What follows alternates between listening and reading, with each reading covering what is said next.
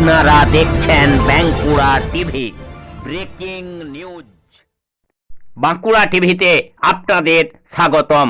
আজ বাঁকুড়া টিভিতে আমি বাঁকুড়া টিভির chief editor the tiger journalist. প্রথমেই শুরু করছি উত্তমের প্রশ্নবান। বাঁকুড়ার জয়পুরে হচ্ছেটা কি? জবাব চায় নাকি জনতা? হ্যাঁ, অবশ্যই জবাব চাইছে। জবাব চাইছে যে বাঁকুড়া জেলার বিভিন্ন প্রান্তে যে বালি খাদান রয়েছে এবং পাথর খাদান রয়েছে, সেখান থেকে নির্বিচারে পাথর বালি উঠছে কাদের নির্দেশে? এর সঙ্গে জড়িত কারা? যারা জড়িত আছে তাদেরকে এখনো পুলিশ প্রশাসন, জয়পুর ব্লকের বিডিও, জয়পুর ব্লকের বিএলআরও কেন তাদেরকে অ্যারেস্ট করছেন না? তাহলে কি বলা যায়? তাহলে কি জনগণ প্রশ্ন তুলতে পারে না বাঁকুড়া জেলার জয়পুর ব্লকের এই যারা এই সমস্ত কাজের সঙ্গে যুক্ত? যেহেতু নির্বাচন আচরণ বিধি চালু হয়ে গেছে, তাদেরকে পুলিশ প্রশাসন গ্রেপ্তার করছে না, বিডিও কোনো ব্যবস্থা নিচ্ছে না, বিএলআরও কোনো ব্যবস্থা নিচ্ছেন না। তাহলে কি এই পুলিশ প্রশাসন, বিএলআরও, বিডিও এনারাও কি এই পাচার চক্রের সঙ্গে যুক্ত বাঁকুড়া জেলার জয়পুর ব্লকের? তাই আমি জনগণের কথা ভেবে এই বাঁকুড়া টিভির এই খবরের মাধ্যমে বাঁকুড়া জেলার যিনি জেলা শাসক আছেন এবং নির্বাচন কমিশন রয়েছেন তাদের দৃষ্টি আকর্ষণ করতে চাই। এই সমস্ত বালি খাদান, পাথর খাদানের সঙ্গে যারা যুক্ত তাদেরকে বাঁকুড়া জেলার পুলিশ সুপার খুব তাড়াতাড়ি গ্রেপ্তার করুক। আরেকটা প্রশ্ন আমি তুলতে চাই যে বাঁকুড়া জেলায় জয়পুর ব্লকের বিভিন্ন এলাকাতে কেন এই বিজেপির যারা কর্মী সমর্থক রয়েছেন তাদেরকে হুমকি দেয়া হচ্ছে নির্বাচনী আচরণ বিধি চালু হওয়ার পরেও?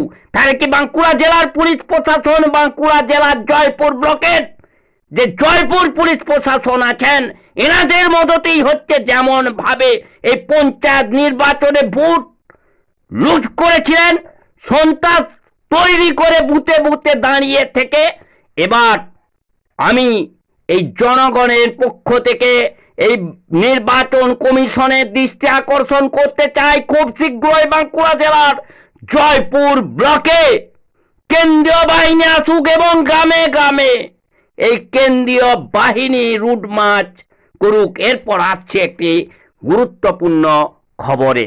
বেলুড় মঠের 16তম প্রেসিডেন্ট শ্রীমৎ স্বামী শরণানন্দজি মহারাজের শেষকৃত্য সম্পন্ন হল গঙ্গার মাঠে, বেলুড় মঠে গঙ্গার ঘাটে ভারতীয় সময় রাত 9 ঘটিকায় গতরাত্রি অর্থাৎ 27শে মার্চ এই শেষকৃত্য হাজার হাজার ভক্ত সমাগমের মাঝে সম্পন্ন হল। উপস্থিত ছিলেন স্বয়ং রাজ্যপালও।